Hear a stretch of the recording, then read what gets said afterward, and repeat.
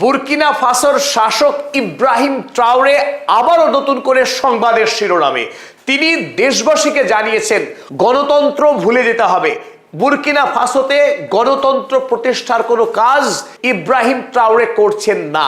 ইব্রাহিম ট্রাওরের স্পর্ধা দেখে পৃথিবীর মানুষ হতবাক। যখন আমেরিকা গোটা পশ্চিমী দুনিয়া মনে করে গণতন্ত্রই শ্রেষ্ঠ শাসন ব্যবস্থা, সেখানে ইব্রাহিম ট্রাওরে বলছে গণতন্ত্রকে ভুলে দিতে হবে, forget democracy. How is it possible? কি করে সম্ভব? কিন্তু কেন ইব্রাহিম ট্রাওরে হঠাৎ করে দেশবাসীকে বলছেন গণতন্ত্র ভুলে যেতে হবে? 2022 সালে মাত্র 34 বছর বয়সে সামরিক অভ্যুত্থানের মধ্য দিয়ে বুরকিনা ফাসোর রাষ্ট্র ক্ষমতা দখল করেছিলেন এই ইব্রাহিম ট্রাওরে। আর প্রথম থেকেই পশ্চিমী দুনিয়ার বিরুদ্ধে তিনি যুদ্ধ ঘোষণা করেছিলেন। তার দেশ থেকে এতদিন ফরাসি সরকার যেভাবে সোনা দানা লুট করে এসেছে, সেই লুটেরাদেরকে দেশ থেকে মেরে তাড়িয়েছেন এবং বুরকিনা ফাসোতে সরকারি ক্ষমতাকে প্রতিষ্ঠা করেছিলেন। তারপর থেকেই গোটা পৃথিবীর সংবাদ শিরোনামে থেকেছেন এই ইব্রাহিম ট্রাওরে। কিন্তু শুরুতেই তিনি ঘোষণা করেছিলেন তার লক্ষ্য বুরকিনা ফাসোতে ধীরে ধীরে গণতন্ত্র প্রতিষ্ঠা করা। কিন্তু আজ একেবারে সম্পূর্ণ ইউটার্ন নিয়ে তিনি জানিয়ে দিলেন বুরকিনা ফাসোতে গণতন্ত্রের কোনো মোহতন্ত্র তিনি প্রতিষ্ঠা করতে চাইছেন না।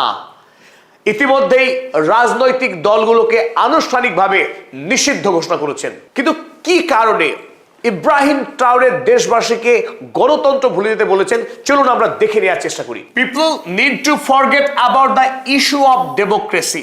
দেশবাসীর উচিত এই গণতন্ত্র নামক ব্যবস্থাকে ভুলে যাওয়া। We have to tell the truth, democracy is not fit for us. তিনি বললেন একটি কথা আপনাদের বলতে চাই, জাতির উদ্দেশ্যে তিনি জানালেন যে গণতন্ত্র আমাদের জন্য উপযুক্ত নয়। Democracy kills. তিনি একটি নতুন সত্য উপস্থাপন করলেন দেশবাসীর কাছে যে এই গণতন্ত্র মানুষকে খুন করে, কারণ এই তন্ত্র আমাদের তন্ত্র নয়, আমাদের জন্য নয়। Democracy by the West, for the West, of the West.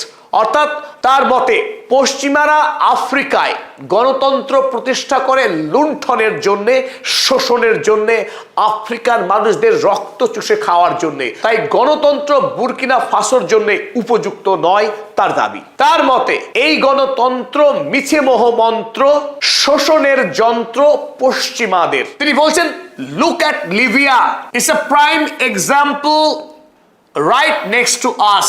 Burkina ফাসোরই প্রতিবেশী দেশ লিবিয়া। তাই বুরকিনা ফাসোর মানুষের জন্য লিবিয়া একটি জ্বলন্ত উদাহরণ হয়ে দাঁড়িয়ে আছে গণতন্ত্রের বিভৎসতা, গণতন্ত্রের ভয়ঙ্কর রূপ।